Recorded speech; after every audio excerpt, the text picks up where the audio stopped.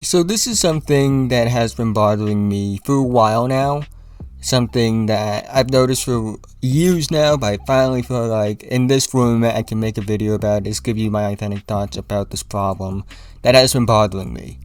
But before we go any further, if you're new and you like basketball, go ahead and you would love this channel. So if you haven't already, like, subscribe, hit the notification bell, and be notified whenever I release a video.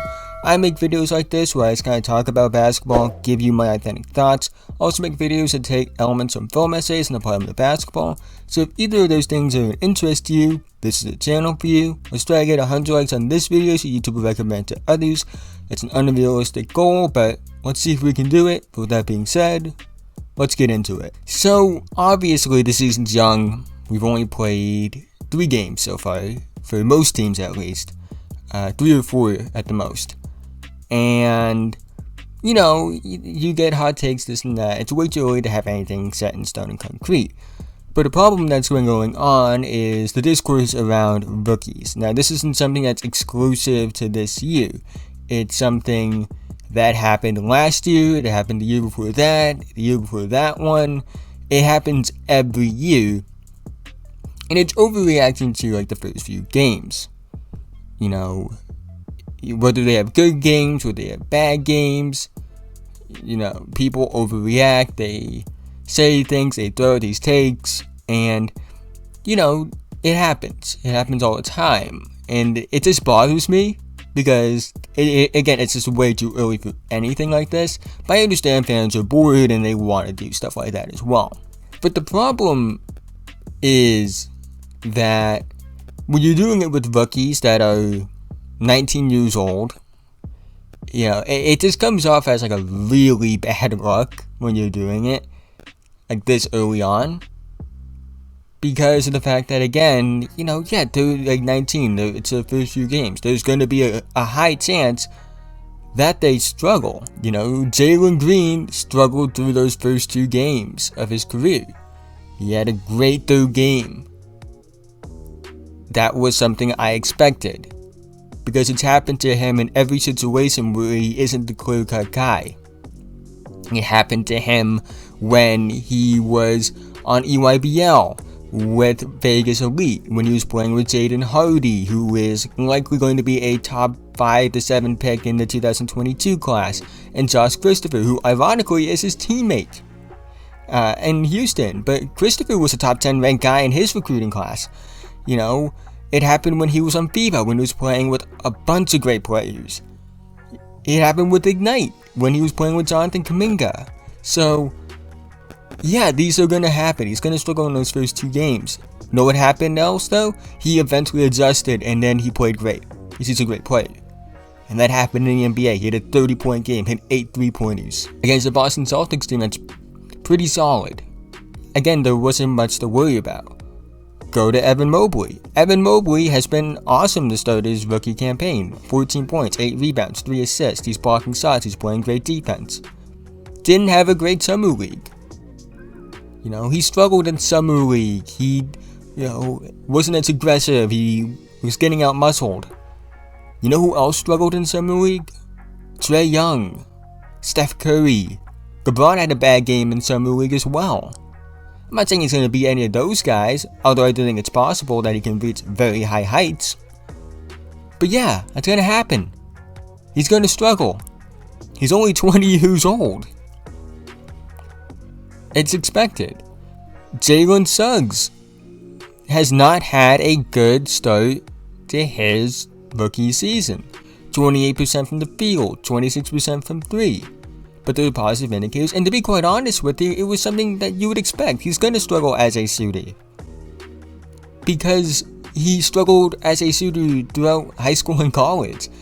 Not in the sense of like, oh, he's a bad shooter, but in the sense of, yeah, he's inconsistent. He's going to be streaky. He's not like a consistent shooter. So this was to be expected, and he's still affecting the game in other areas as well.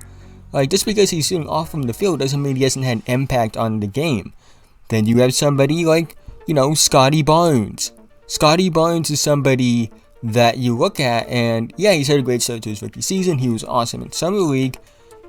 But yeah, he 16% from 3, that's expected. And I think out of all of them, he's been the most shocking through like the first 4 games of his career.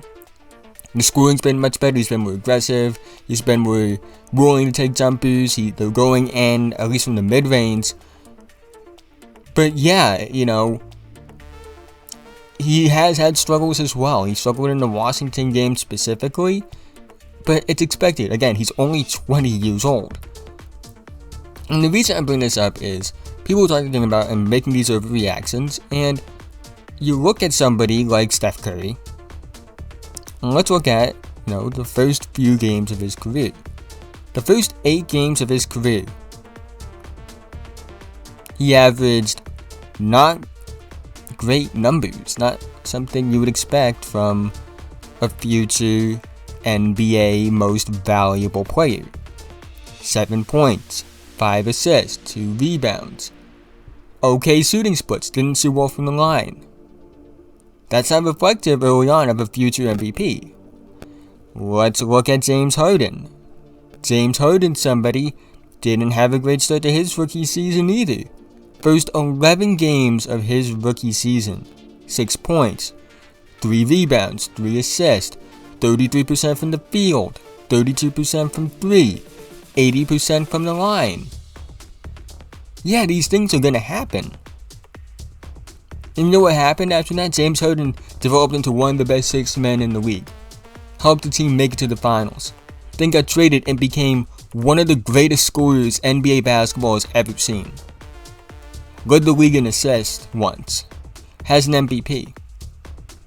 So, just because a player struggles early on, doesn't mean that they're gonna be bad forever. And to overreact to it. And I know, like, it might sound hypocritical of me saying this, because I did say things about Killian Hayes in the previous video that I did. And to be quite honest with you, I look back at that video, and even though it was only a few days ago at the most, I was a bit harsh in that video. I'm willing to admit that. I'm also willing to admit, yeah, he had a good game against the Hawks, at least for his standards. I was impressed by his confidence as a shooter. You know, it didn't always go in, but, you know, he got to 12 points, and he looked pretty solid. And hopefully he can build off that. I'm willing to admit when I'm wrong. But that's the problem. That's another problem, actually, though.